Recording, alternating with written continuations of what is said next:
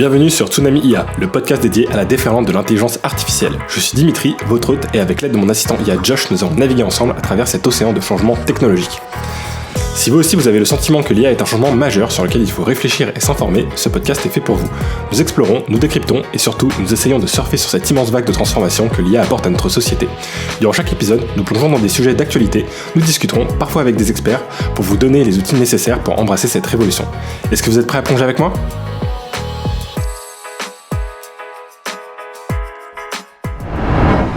Bienvenue dans cet épisode 26 de Tsunami IA et je suis ravi de vous retrouver cette semaine dans le setup habituel.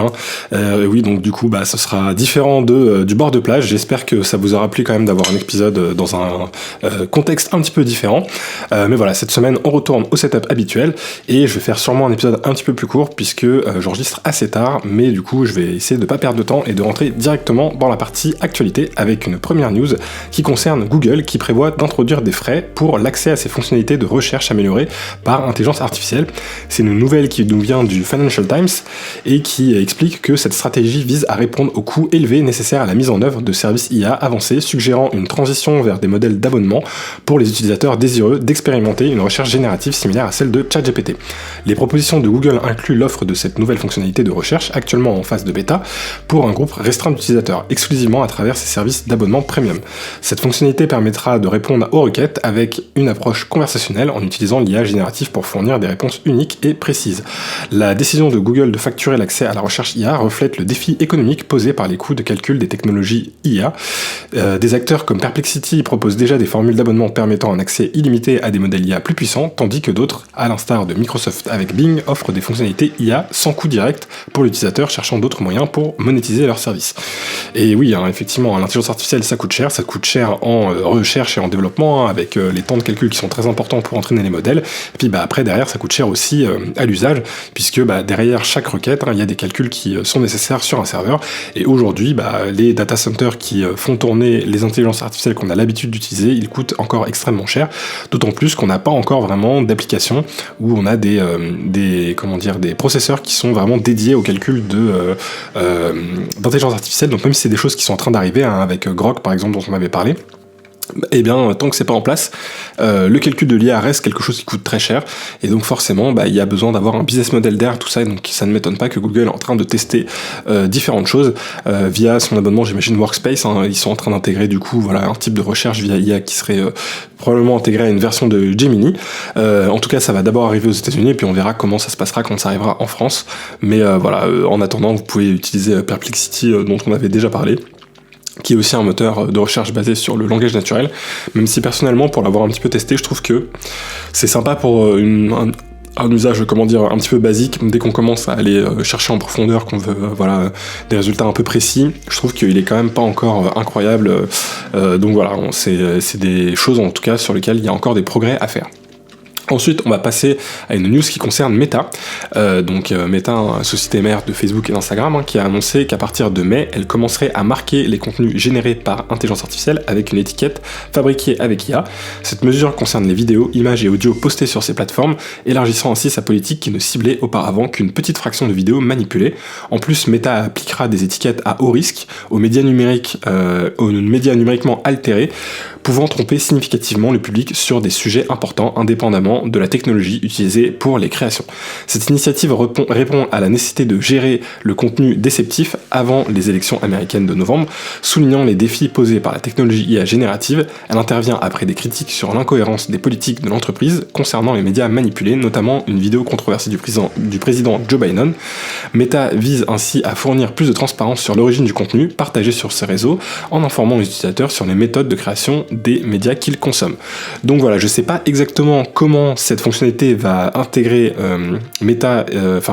Facebook et Instagram, mais en tout cas c'est une très bonne chose que Meta mette ça en place, puisque je pense qu'aujourd'hui c'est l'un des très grands vecteurs de communication. avec X et avec je pense peut-être aussi WhatsApp qui fait aussi partie de Meta. Enfin voilà, en tout cas c'est important que parmi ces grands vecteurs de communication, on ait des façons de reconnaître les deepfakes et tout ce qui aurait pu être généré par intelligence artificielle.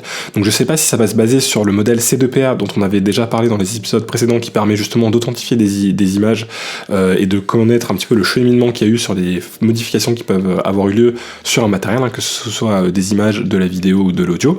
Donc voilà, je sais pas si ce sera ce cas-là, mais en tout cas c'est important, je pense, qu'ils mettent ça en place. À voir maintenant si c'est quelque chose qui va être facile à contourner ou pas.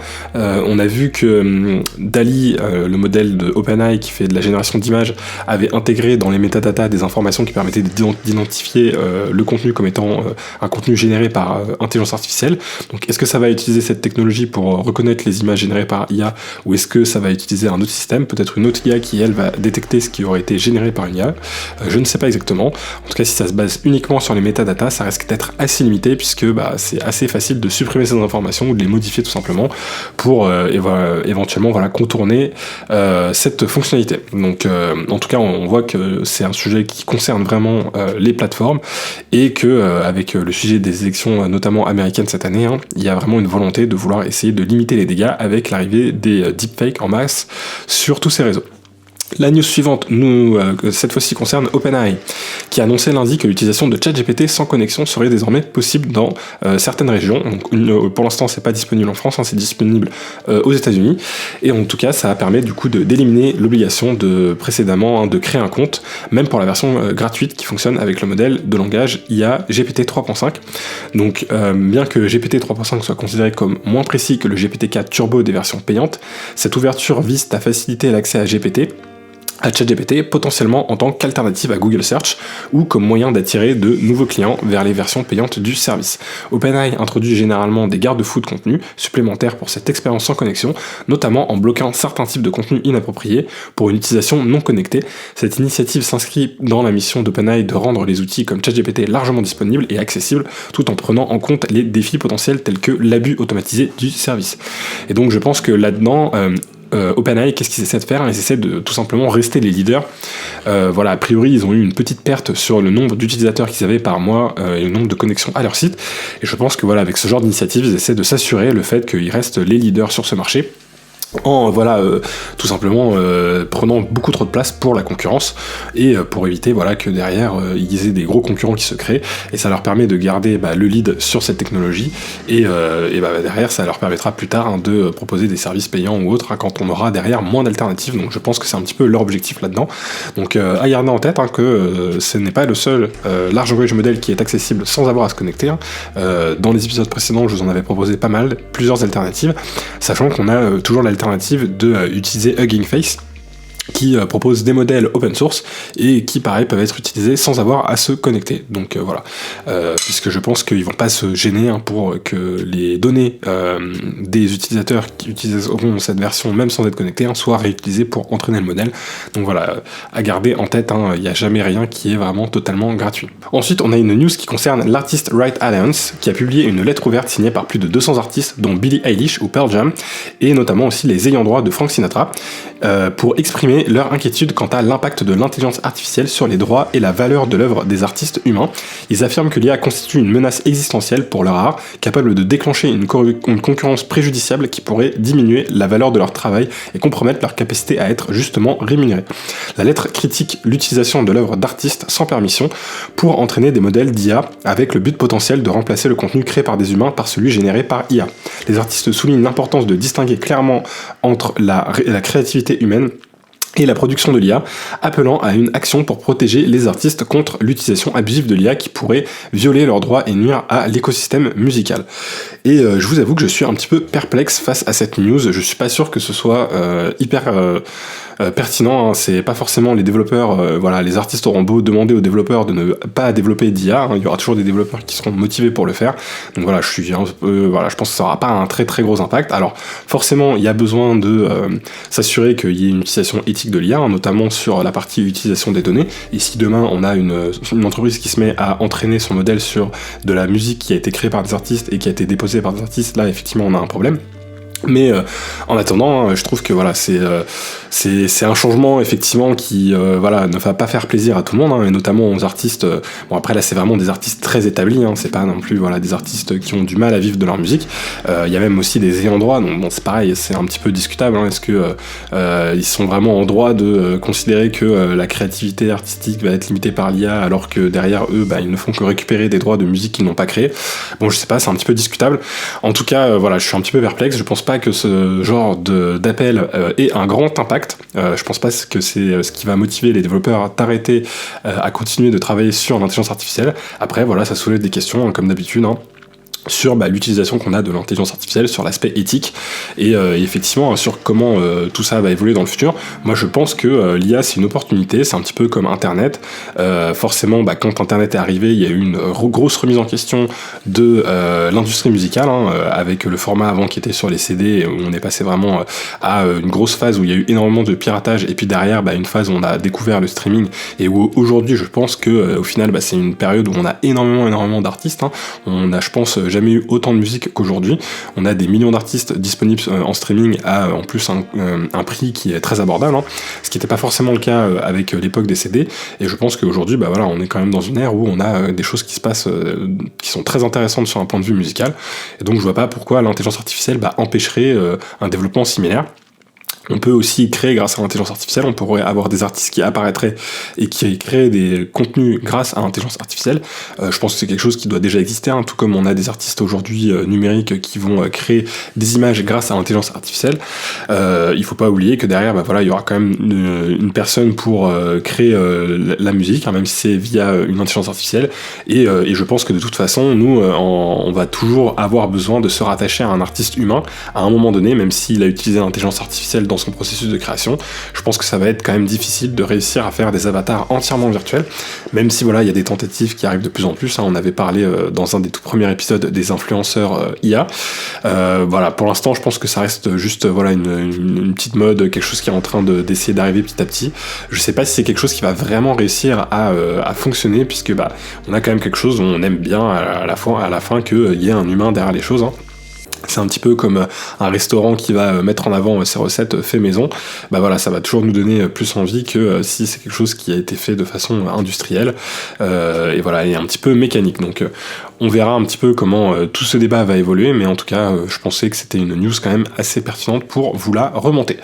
Ensuite on va passer à une news qui concerne TSMC. Donc TSMC, un Taiwan Semiconductor Manufacturing Co., qui est l'entreprise qui fabrique principalement les puces pour Apple, Nvidia, AMD entre autres, et qui a du coup temporairement suspendu ses opérations après un séisme de magnitude 7,4 à Taïwan, hein. Donc séisme qui a fait malheureusement, je crois, 13 morts sur le dernier bilan. Et donc du coup, selon un communiqué de l'entreprise de Bloomberg, les travailleurs ont été évacués conformément au protocole de sécurité en cas de séisme, et a priori, ils sont déjà retournés au travail avec une reprise de la production qui a été faite la nuit même du séisme, de la même journée où le séisme est arrivé. Donc voilà, on va voir si ça va impacter ou pas la production de TSMC. C'est une industrie qui est une industrie de pointe, hein, donc je sais pas s'il y a eu des éventuels dégâts sur leurs usines. Ils vont avoir besoin d'un certain temps pour s'assurer que voilà, la production puisse reprendre dans les bonnes conditions et qu'il n'y ait pas eu de dégâts matériaux.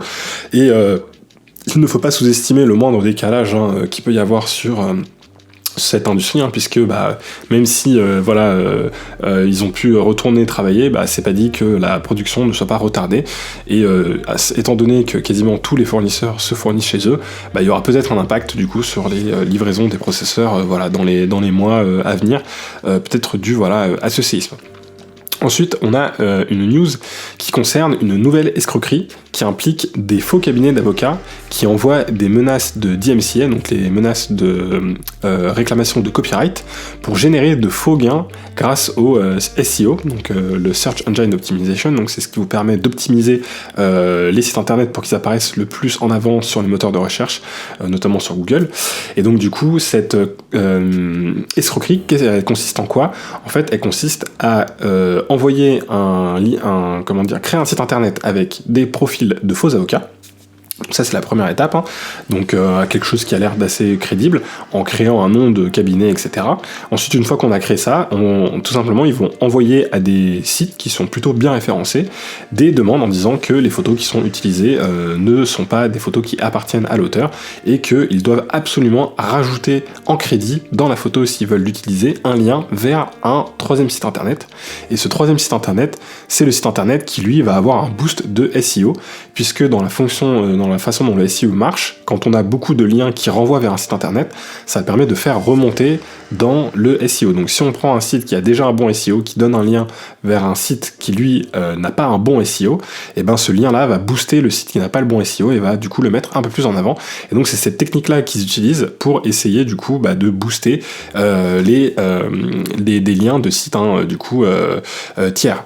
Et donc ça, c'est vrai que c'est intéressant de voir que l'intelligence artificielle a été utilisée dans ce contexte-là. Elle permet quoi, l'intelligence artificielle? Elle permet de créer un site plus ou moins crédible de faux avocats, et puis surtout elle permet de générer des messages un petit peu automatisés, d'en envoyer énormément pour que y ait quelques personnes qui se fassent avoir entre guillemets par l'arnaque, qui rajoutent le lien à leur site internet, ce qui va permettre derrière au site cible de booster son SEO.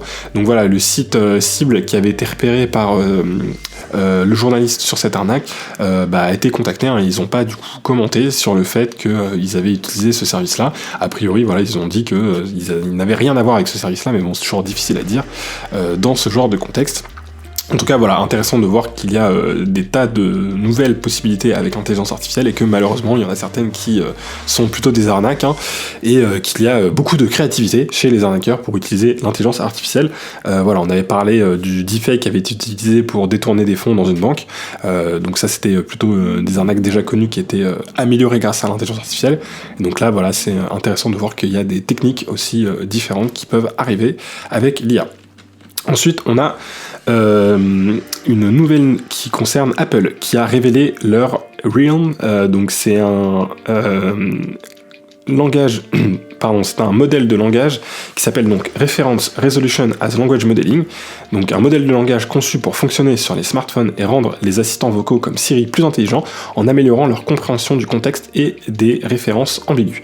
Cette annonce précède le lancement d'iOS 18 en juin lors du WWDC 2024 où une nouvelle version de Siri, surnommée Siri 2.0, est attendue, bien que l'intégration de Realm dans ce nouveau Siri n'ait pas été confirmée.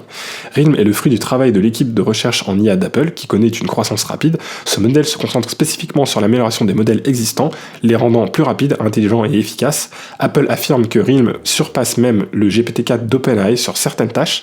Les détails ont été publiés dans un nouveau document de recherche ouvert par Apple, sans toutefois commenter officiellement sur son intégration future dans iOS 18. Le modèle Realm, plus petit que des modèles comme le GPT-4, est conçu pour fournir un contexte aux autres modèles d'IA comme Siri. Il reconstruit visuellement l'écran étiquette chaque entité et sa localisation, créant ainsi une représentation textuelle du layout visuel pour fournir des indices de contexte à l'assistant vocal pour les requêtes des utilisateurs. Donc en fait, Realm, ce qu'il fait, c'est surtout reconnaître les fenêtres et les images, et il est capable aussi de reconnaître des objets dans une image qu'on lui donne. Et ça sans demander une grande puissance de calcul, et donc ça va permettre d'alimenter un large langage modèle par exemple ou un autre outil d'IA pour que l'IA puisse avoir une bonne vision tout simplement de quelque chose, hein. Donc ça peut être de l'écran de votre téléphone, mais ça peut être aussi d'une photo que vous lui donnez, et il y a déjà de la reconnaissance utilisée avec l'intelligence artificielle dans les iPhones aujourd'hui, hein. Quand vous recherchez vos photos, vous pouvez par exemple détecter des visages, là c'est un petit peu le même concept mais en plus poussé, et ça va permettre de reconnaître des fenêtres, de reconnaître un contexte, et derrière d'utiliser ces informations-là pour alimenter une autre IA qui pourrait être un large langage modèle ou voilà une Siri boostée grâce à ce modèle. Ensuite, on a une nouvelle qui concerne le projet Magic Lens, qui a introduit une avancée significative dans le domaine de la recherche d'images. Utilisant un modèle d'apprentissage autonome novateur, Magic Lens permet de rechercher des images en se basant sur des instructions ouvertes et variées, transcendant la simple similarité visuelle pour comprendre une gamme plus large de relations entre les images. La clé de cette performance réside dans son architecture dual encoder, intégrant des couches d'auto-attention capables de traiter des intentions de recherche complexes. Magic Lens démontre une capacité notable à comprendre et à répondre à des requêtes basées sur des instructions ouvertes, affirmant son potentiel pour des applications futures dans les moteurs de recherche, les assistants numériques et au-delà. Donc voilà, quelque chose d'un petit peu similaire qui a été annoncé. Donc intéressant de voir que voilà, on a des concurrents aussi au Realms d'Apple, même si là c'est un modèle un petit peu plus différent, mais qui va permettre en tout cas de bien reconnaître les images et de créer des liens entre elles. Donc à voir comment il pourra être implémenté dans le futur. Ensuite, on a une news qui concerne un projet avec Microsoft et OpenAI qui se sont associés pour lancer un projet ambitieux de centre de données évalué à 100 milliards de dollars, prévu pour être opérationnel en 2028. Ce partenariat a été dévoilé grâce aux informations fournies par des sources internes à OpenAI, y compris le PDG Sam Altman, ainsi que par ceux ayant accès aux estimations de coûts de Microsoft rapportées par The Information. Le financement de ce projet colossal sera assuré par Microsoft et une partie importante du budget prévu sera allouée à l'inclusion d'un superordinateur IA nommé Stargate. En comparaison, les coûts de construction initiaux des grands projets de centres de données dans les emplacements de premier choix varient généralement entre 420 millions et 770 millions de dollars, rendant le projet de Microsoft et OpenAI exceptionnellement onéreux, dépassant de plus de 100 fois ces montants. L'une des principales raisons de ce coût élevé réside dans l'acquisition des puces IA nécessaires à l'exploitation du centre de données. Le PDG de Nvidia, Jensen Huang, a révélé que chaque puce Nvidia Blackwell pourrait coûter plus de 30 000 $, soulignant l'investissement significatif en recherche et développement estimé à 10 millions de dollars pour rendre possible cette technologie avancée. De plus, Microsoft a annoncé que le centre de données conçu en partenariat avec OpenAI serait compatible avec des puces de différents fournisseurs, y compris potentiellement les puces Nvidia Blackwell ou les puces IA personnalisées présentées par Microsoft lors de la conférence Ignite en novembre dernier. Donc voilà, c'est un projet assez fou, 100 milliards de dollars dans un data center, c'est du jamais vu. Voilà, les budgets habituels, comme expliqué dans l'article, c'est 100 fois moins que ce montant. Donc voilà, je sais pas ce que ça donnera tout ça, mais si vous multipliez la puissance que vous avez actuellement par 100, enfin là on parle de budget, mais bon, derrière un budget on pourrait imaginer que ce serait un équivalent en puissance, même si ce ne sera pas le cas, puisque avec ce budget de 100 milliards ils atteindront une puissance très probablement plus de 100 fois supérieure à ce qu'on peut avoir aujourd'hui avec un data center à 770 millions de dollars, puisque y a l'avancée de la technologie qui arrive aussi. Et donc voilà, imaginez ce genre de puissance mis entre les mains d'une entreprise comme OpenAI. Quand je vois déjà ce qu'ils sont capables de faire aujourd'hui avec Sora par exemple, qui est a priori leur moteur de génération de vidéo qui a priori demande beaucoup de ressources, s'ils se retrouvent avec un data center à 100 milliards de dollars, peut-être que ce modèle Sora il serait capable de le mettre dans les mains de tout le monde grâce à un énorme data center qui serait capable de faire des calculs pour des centaines de milliers voire des millions d'utilisateurs. Donc voilà, on verra si en 2028 ce data center sera sorti de terre et de quoi il sera capable, mais voilà, on voit que l'investissement dans l'intelligence artificielle et surtout dans le matériel qui permet de calculer l'intelligence artificielle n'est pas prêt de diminuer pour l'instant. Ensuite, on a une news qui concerne le ministère de l'économie français qui va lancer un appel à projet doté de plusieurs dizaines de millions d'euros pour encourager le développement d'applications basées sur l'intelligence artificielle générative. Cette initiative vise à renforcer la position de la France face à des géants tels que les États-Unis et la Chine dans le secteur de l'IA. Marina Ferrari, secrétaire d'État chargée du numérique, a annoncé que cet appel ciblera des applications offrant des opportunités de marché significatives, notamment dans les domaines du droit, de la santé, des finances et de la programmation informatique. Cet effort s'inscrit dans le cadre de recommandations d'un rapport du comité de l'IA générative suggérant que la France devrait investir 5 milliards d'euros annuellement sur 5 ans pour maintenir sa compétitivité. Les projets sélectionnés devront démontrer un budget de travaux compris entre 1 à 5 millions d'euros visant à produire des technologies souveraines et spécialisées. Ce plan ambitionne de transformer la France en un acteur majeur de l'IA, en dépit du constat actuel montrant que le pays investit 3 fois moins que les États-Unis dans ce domaine en proportion du PIB. En plus de l'appui financier, le rapport met l'accent sur l'importance de la sensibilisation et de la formation continue dans le secteur de l'IA pour préparer le terrain à l'exploitation optimale de ces investissements. Le sommet international sur l'IA prévu en France dans l'année à venir est envisagé comme une étape clé pour établir une gouvernance internationale de l'IA impliquant une coalition d'acteurs privés et publics. Donc je pense que c'est très bien que il y ait des budgets qui commencent à se débloquer dans ce domaine de l'intelligence artificielle. Voilà, après quand on voit que l'objectif est de dépenser 5 milliards d'euros annuellement sur 5 ans, si on le met en comparaison de la news précédente, même si c'est des budgets qui n'ont rien à voir, avec les 100 milliards d'euros de budget de Microsoft et d'OpenAI pour créer un data center, ça met un petit peu en perspective tout ça. Et donc voilà, à voir si ce budget sera vraiment capable de sortir des choses intéressantes. Donc voilà, en tout cas intéressant de voir qu'il y a des budgets qui arrivent, même si pour l'instant ces budgets-là, a priori, restent plus faibles que ce qu'on peut avoir dans d'autres pays. C'est ce qui va permettre quand même du progrès et surtout de garder des choses en France. On a le Mistral qui est actuellement un petit peu le modèle qui est beaucoup mis en avant sur la France, mais ce serait intéressant qu'on ait d'autres choses qui se développent, et notamment pas uniquement des large language models, mais d'autres applications aussi en intelligence artificielle. Donc si vous avez une idée, n'hésitez pas à présenter votre projet au ministère de l'économie française, et puis peut-être que vous pourrez bénéficier d'un budget pour créer votre application d'intelligence artificielle. Ensuite, on a une news qui concerne Microsoft encore une fois, qui révèle dans un rapport que la Chine utilise l'intelligence artificielle IA et de faux comptes sur les réseaux sociaux pour diffuser des fausses informations dans le but d'influencer l'élection présidentielle américaine. Selon Clint Watts de Microsoft, la Chine vise à creuser les divisions parmi les électeurs américains, utilisant des contenus générés par IA pour promouvoir ses intérêts à l'étranger et s'immiscer dans les affaires politiques clivantes comme le changement climatique et les tensions raciales. Cette tactique n'est pas nouvelle, des opérations similaires avaient déjà été observées lors des élections de mi-mandat en 2022, les États-Unis, le Royaume-Uni et d'autres alliés occidentaux accusent régulièrement la Chine de cyberattaques et d'ingérence, accusations que Pékin dément fermement. Le rapport souligne aussi l'usage de l'IA par d'autres nations comme la Corée du Nord et la Russie pour des fins malveillantes, notamment dans le contexte de la guerre informationnelle en Ukraine. Et évidemment là-dessus, il ne faut pas se voiler la face. Aujourd'hui, grâce à l'intelligence artificielle, on peut créer énormément de choses sur les réseaux sociaux. On peut créer le contenu, on peut l'automatiser, on peut créer des bots, on peut multiplier les comptes. Quand on a des moyens qui sont ceux d'un État, on peut faire énormément de choses et donc avoir un réel impact derrière sur des élections. Donc encore une fois, méfiez-vous, faites attention à ce que vous regardez sur Internet, gardez toujours un sens critique important sur tout ce que vous allez voir. Et n'oubliez pas que derrière, des personnes avec des moyens peuvent vraiment réussir à créer de l'information. Et le problème aussi, c'est que des fois, même quand on sait que l'information est fausse, ça peut quand même déjà planter une graine dans la tête et se dire peut-être que c'est faux, mais c'est exagéré, mais il y a quand même un peu de vérité. Enfin voilà.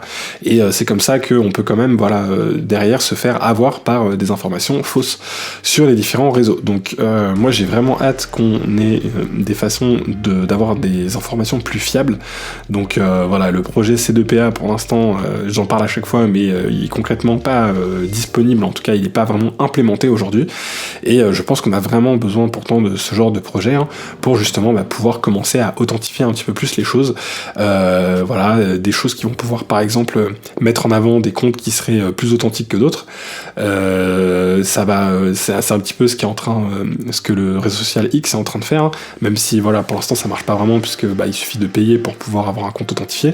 Avoir un système en tout cas où on peut authentifier nos sources, je pense que c'est quelque chose qui va être très utile, puisque sinon on va se retrouver face à des campagnes de désinformation qui vont prendre de plus en plus d'importance et qui peuvent être lancées par des pays qui n'ont pas forcément besoin de mettre tant de moyens que ça, puisque avec les outils d'intelligence artificielle, au final le budget nécessaire pour commencer à faire une campagne de désinformation, il n'est pas si important, et en tout cas je pense qu'il a tendance à plutôt baisser, et donc il faut vraiment avoir des moyens pour lutter contre ce type de désinformation.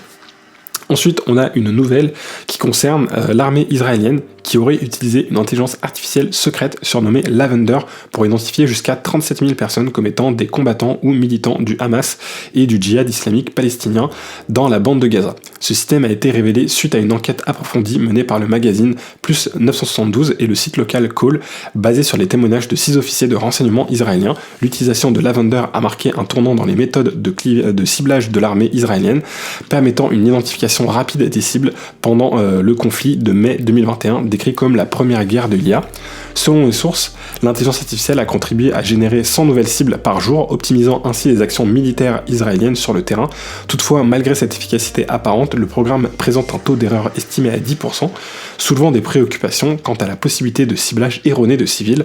La base de données de Lavender inclurait des informations variées, telles que des messages WhatsApp, des adresses et des connexions sociales, exploitant ainsi un système de surveillance de masse pour évaluer la probabilité qu'une personne soit active au sein des organisations façon ciblée. La décision finale de frapper une cible identifiée par l'IA incombe au service de renseignement, bien que la supervision humaine soit rapportée comme étant minimale. L'armée israélienne, dans un communiqué, a nié utiliser une IA pour identifier directement des terroristes, affirmant que ces systèmes servent uniquement d'outils aux analystes dans le processus d'identification des cibles. Cette approche, selon les officiers interrogés, a conduit à de nombreuses victimes collatérales, la politique ayant évolué pour autoriser un nombre significatif de dommages collatéraux lors de l'élimination de militants de rang inférieur. L'utilisation extensive de l'IA par l'armée israélienne dans le contexte du conflit israélo-palestinien soulève des questions éthiques et juridiques importantes, en particulier concernant les implications pour les droits humains et le droit international humanitaire. Et effectivement là, je pense qu'on a un très très très gros sujet, très complexe. C'est un petit peu, je pense, le premier cas concret qu'on a de l'utilisation de l'intelligence artificielle dans le contexte de la guerre. Donc forcément, c'est pas étonnant de voir que les pays, on pourrait dire qu'on a une guerre cyber-informatique qui peut se faire entre différents pays, comme sur la news précédente où voilà, on peut avoir des tentatives d'influence, des tentatives de désinformation, etc. Mais voilà, ça c'est un niveau qui est comment dire, très différent de celui de là dont on parle là, où là c'est vraiment une intelligence artificielle qui est faite pour identifier des cibles, et puis derrière du coup faire des frappes pour tuer des personnes. Donc c'est vraiment l'intelligence artificielle qui détermine qui va être tué ou non. Et donc là je pense qu'on rentre tout de suite dans un problème bien plus important, et où il y a une très très grosse question éthique à se poser derrière tout ça. Et donc moi cette news personnellement qui m'a fait un peu froid dans le dos, je me suis dit que ce serait intéressant de l'utiliser pour aussi faire un sujet et pour travailler un petit peu sur le sujet de la semaine, pour discuter justement de comment l'IA va pouvoir intervenir dans le cadre de la guerre, et comment on peut s'assurer qu'on garde des limites techniques, enfin en tout cas des limites éthiques, et qu'on ait un minimum de droits internationaux sur le sujet pour éviter des abus avec l'intelligence artificielle. Là d'après les informations que les journalistes avaient recueillies, il y aurait un taux d'erreur de 10%, enfin imaginez, c'est énorme, si 10%, et surtout s'il y a une petite supervision humaine derrière, si vous vous retrouvez avec 10% de personnes innocentes tuées, enfin même une personne ce serait déjà trop, donc imaginez 10%. Donc voilà, c'est vraiment quelque chose, je pense, qui est très important à étudier et regarder. Et donc voilà, je voulais aussi en faire le sujet de la semaine. Mais avant de passer au sujet de la semaine, je vais vous donner mes IA de la semaine. Donc les IA de la semaine, cette semaine je vais faire assez court, j'en ai pas énormément. La première, ça va être DALL-E de OpenAI, donc le modèle qui permet de générer des images, qui maintenant va vous permettre de faire des modifications locales sur vos images. Donc DALL-E, il va vous permettre de générer une image. Encore une fois, pour avoir accès à DALL-E, il va falloir avoir la version payante de ChatGPT. Une fois que vous avez généré votre image, vous pouvez sélectionner une partie de l'image et la modifier. Donc par exemple, vous générez, je sais pas moi, une voiture, et dans la voiture il y a un passager, vous pouvez sélectionner le siège vide d'un des passagers pour lui demander de rajouter un passager dans la voiture. Voilà, ça va vous permettre de faire des edits locales, Vous avez une photo d'un paysage avec un ciel bleu, vous allez pouvoir sélectionner une partie, demander de rajouter des oiseaux par exemple. C'est un petit peu ce qui est déjà disponible sur Adobe Firefly, mais là derrière, vu que c'est le moteur de génération de DALL-E 3 qui je trouve est un petit peu meilleur, vous allez pouvoir générer des choses assez intéressantes. Donc voilà, si vous avez ChatGPT version payante, n'hésitez pas à tester cette nouvelle fonctionnalité. Ensuite, j'ai une autre IA qui s'appelle Newroom.io. Donc je vous mettrai le lien dans la description comme d'habitude. Et Newroom.io, à quoi il sert ? Vous allez pouvoir ajouter une image de votre appartement ou de votre maison. Ça peut être des intérieurs, ça peut aussi être des extérieurs, et à partir de cette image-là, il va vous proposer un nouveau design avec plusieurs options, plusieurs styles, par exemple style scandinave, style moderne, style industriel, et à partir de là, il va vous générer une image de la pièce complètement remodelée et redécorée. Et ce qui peut être intéressant aussi, c'est que le modèle, il permet de donner une image, donc on peut lui envoyer une image, une photo qu'on a faite, et il va trouver les références des articles de cette image, et vous mettre des liens vers des sites internet où vous allez pouvoir acheter les articles ou des articles similaires. Donc voilà, je trouvais que c'était une utilisation assez intéressante et intelligente de l'intelligence artificielle, qui peut être très utile pour les personnes qui sont un petit peu dans la décoration, dans l'immobilier, dans ce genre de milieu-là. Ça peut permettre aussi de prendre une photo d'un appartement vide et puis de le meubler grâce à cet outil pour pouvoir se projeter un petit peu plus sans avoir à prendre un outil 3D, etc. Donc en le faisant en quelques clics. Donc voilà, allez y faire un tour et vous me direz si c'est quelque chose que vous trouvez utile ou non. Et enfin, la dernière IA de la semaine, elle concerne encore une fois OpenAI et ChatGPT avec Dan. Donc Dan, qu'est-ce que c'est?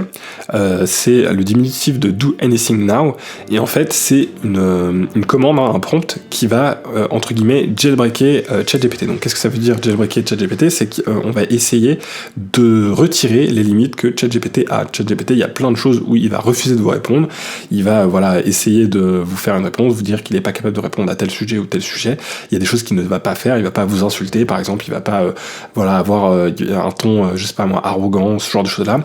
Il est assez limité, et donc Dan, qu'est-ce qu'il permet? Il permet de retirer, ou en tout cas de minimiser ses limites. Et si vous voulez pouvoir utiliser Dan, vous avez juste à chercher sur GitHub par exemple la ligne de commande qu'il faut, enfin les commandes, les instructions qu'il faut donner à ChatGPT pour qu'il se comporte comme Dan entre guillemets. Mais pourquoi j'ai voulu en parler? Parce qu'il y a un petit phénomène qui est en train de prendre un petit peu de l'ampleur, notamment sur TikTok, où on a des utilisateurs et notamment des utilisatrices surtout qui sont en train de discuter avec une version de Dan qui a été généré. Alors je sais pas s'ils ont pris le Dan que vous retrouverez sur GitHub ou pas, mais ce qui est intéressant c'est que elles utilisent la version voix de ChatGPT pour discuter avec, et ça fait des discussions un petit peu qui pourraient s'apparenter à des discussions qu'on pourrait avoir avec un petit ami, et je trouvais que c'était intéressant de voir qu'on commençait à avoir ces premiers phénomènes apparaître. On va voir comment ce genre de phénomène pourrait évoluer. Ça pourrait d'ailleurs être un bon sujet pour un prochain podcast, où on pourrait un petit peu parler des éventuels risques de création de relations qu'on pourrait avoir entre l'intelligence artificielle et les humains, puisque c'est un phénomène qui a priori est en train de prendre un petit peu d'ampleur. On va voir s'il va en prendre de plus en plus. Pour l'instant c'est très localisé aux États-Unis, notamment parce que les générations de voix, surtout en français, pour l'instant la voix est encore assez synthétique. Les voix générées par la version américaine de ChatGPT sont quand même très très très convaincantes. Il y a des petites hésitations, il y a des petits des temps qui sont plus ou moins ralentis, accélérés, des intonations qui font que la voix est un peu plus vivante, et donc forcément ça donne cette impression vraiment de plus avoir l'impression de discuter avec une personne. Avec aujourd'hui des temps de latence qui sont encore assez longs, mais quand on va améliorer tout ça, quand on aura des temps de latence plus courts, quand on a des voix qui seront hyper bien synthétisées, qu'on aura une personnalité qui sera plus ou moins pertinente, qui aura en plus des informations sur nous, est-ce que du coup on va pas se retrouver à passer des heures et des heures en chat téléphonique, plus ou moins, enfin en tout cas en chat vocal avec une intelligence artificielle? Eh bien écoutez, l'avenir nous le dira. En tout cas c'est un sujet qui pourrait être assez pertinent pour un prochain podcast. Salut Josh, alors dans la section news, j'ai parlé d'une intelligence artificielle qui aurait été utilisée par l'armée israélienne pour détecter de nouvelles cibles, et qui aurait du coup aussi notamment un taux de succès un taux d'erreur de 10%. Voilà, ce genre de nouvelle est assez effrayante, et du coup je me demande sur comment l'intelligence artificielle pourrait être utilisée dans le cadre de la guerre, et surtout comment on pourrait faire pour éviter que cette utilisation soit trop abusive, et qu'on ait une utilisation la plus humaine possible de l'intelligence artificielle dans ce genre de contexte. L'utilisation de l'intelligence artificielle dans les contextes de guerre, comme le montre l'exemple de Lavender par l'armée israélienne, ouvre une nouvelle ère dans les méthodes de combat et de renseignement. La capacité d'identifier rapidement et avec une certaine précision les combattants ou militants potentiels basée sur une analyse massive de données est à la fois impressionnante et effrayante.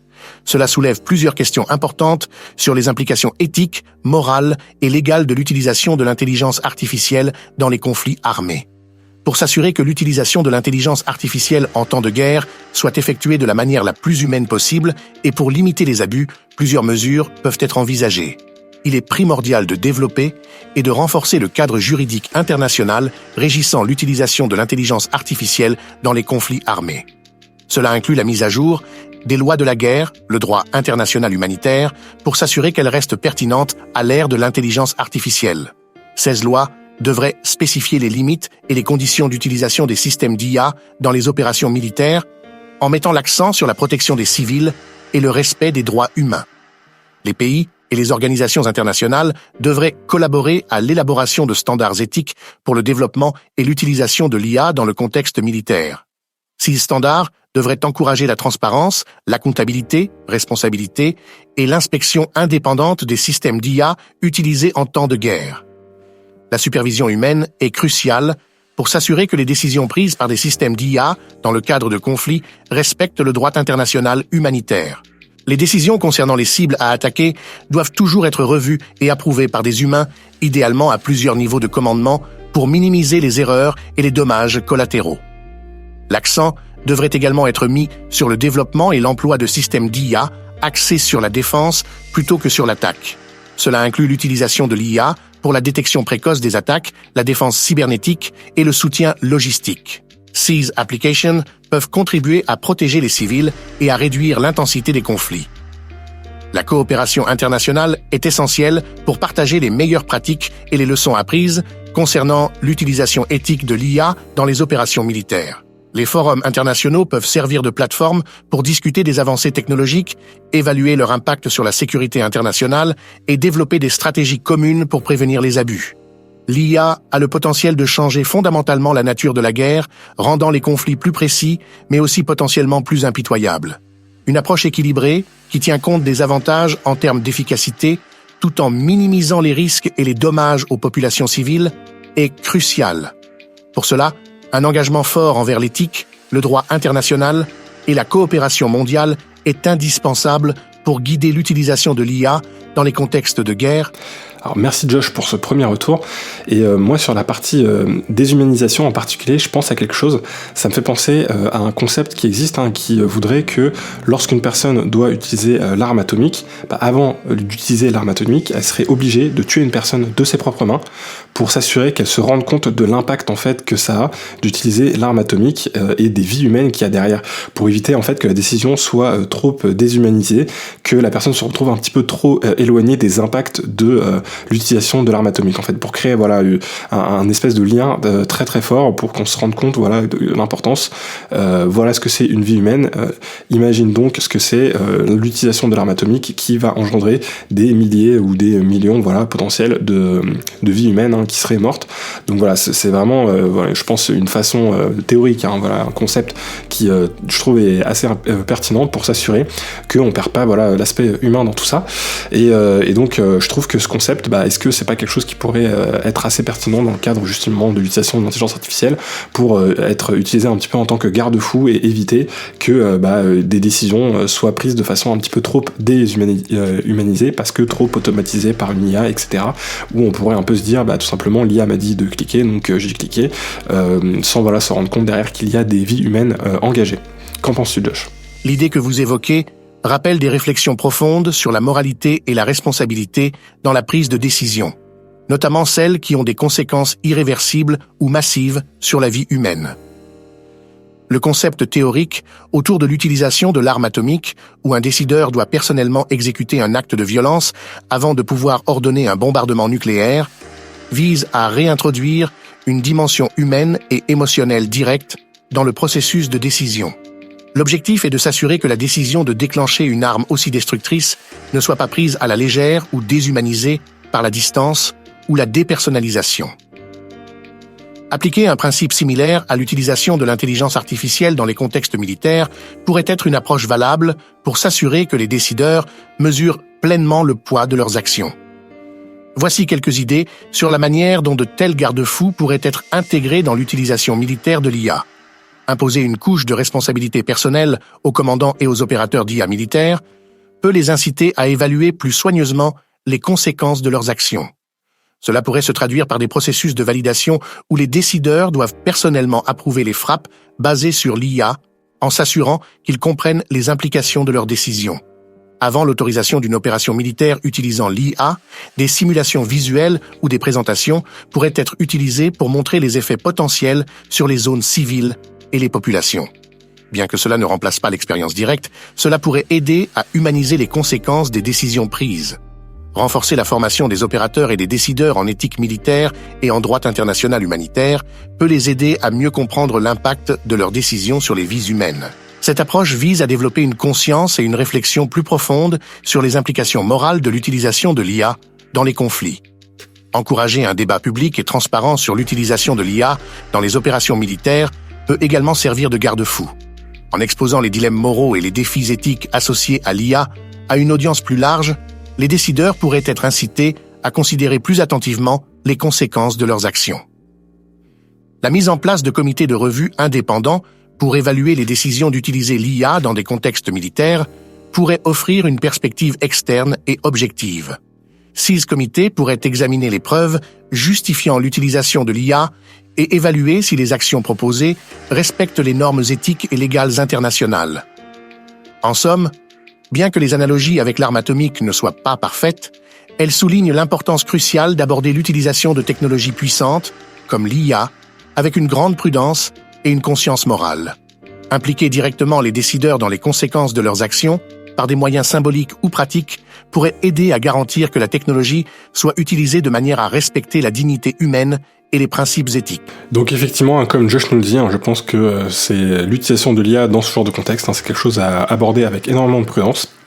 Alors malheureusement aujourd'hui j'ai pas vraiment le temps d'approfondir un petit peu plus ce sujet que je trouve néanmoins très intéressant, mais j'aimerais beaucoup avoir vos retours puisque là forcément c'est un sujet un petit peu plus sérieux que ceux dont on peut aborder habituellement. Voilà, voir si c'est quelque chose que vous trouvez quand même pertinent ou pas. Et voir si ça vaut le coup de le détailler un peu plus en profondeur et d'aller peut-être un petit peu plus loin, de trouver d'autres axes aussi pour discuter de ce genre de choses-là. Mais c'est vrai que voilà, la news qui concernait l'utilisation de l'IA par l'armée israélienne, je trouvais que c'était assez pertinent puisque c'est la première fois en tout cas qu'on voit ce genre d'utilisation, mais je pense que ce ne sera pas la dernière.